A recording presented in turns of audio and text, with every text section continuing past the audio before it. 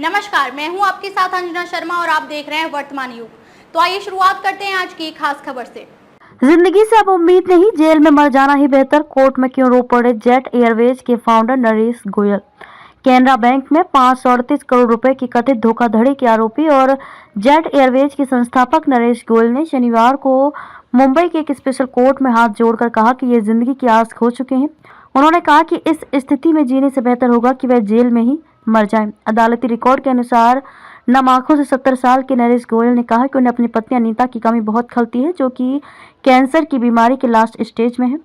दरअसल प्रवर्तन निदेशालय ईडी ने कथित बैंक धोखाधड़ी के सिलसिले में पिछले साल 1 सितंबर को नरेश गोयल को गिरफ्तार किया था। वे अभी मुंबई की ऑर्थर रोड जेल में न्यायिक हिरासत में है। उन्होंने स्पेशल जज एमजी देशपांडे के सामने अपनी जमानत अर्जी दायर की थी।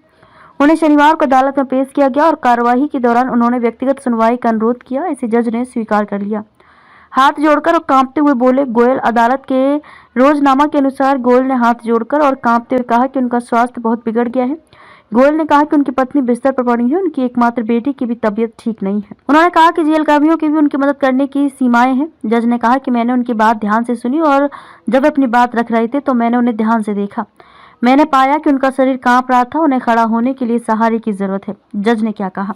गोयल ने अपने स्वास्थ्य की स्थिति, पत्नी की बीमारी, जे अस्पताल में आने जाने आदि की अलग अलग परेशानियों के बारे में विस्तार से बताया। जज ने कहा कि उन्होंने जो कुछ कहा मैंने उनकी हर बात पर गौर किया है। मैंने आरोपी को आश्वस्त किया कि उन्हें बेसहारा नहीं छोड़ा जाएगा और उन्हें मानसिक और शारीरिक स्वास्थ्य का हर संभव ख्याल रखा जाएगा और इलाज कराया जाएगा।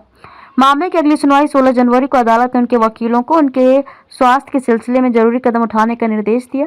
पिछले महीने अपनी जमानत अर्जी में गोयल ने हृदय, प्रोस्टेट, हड्डी आदि अलग अलग बीमारियों का हवाला दिया था और दावा किया कि यह मानने के तर्कसंगत आधार हैं कि वे गुनहगार नहीं हैं।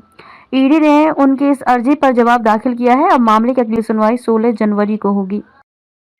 खबरों में अब तक के लिए बस इतना ही। फिर होगी आपसे मुलाकात कुछ ऐसी ही खास खबरों के साथ। तब तक के लिए नमस्कार और देखते रहिए वर्तमान युग।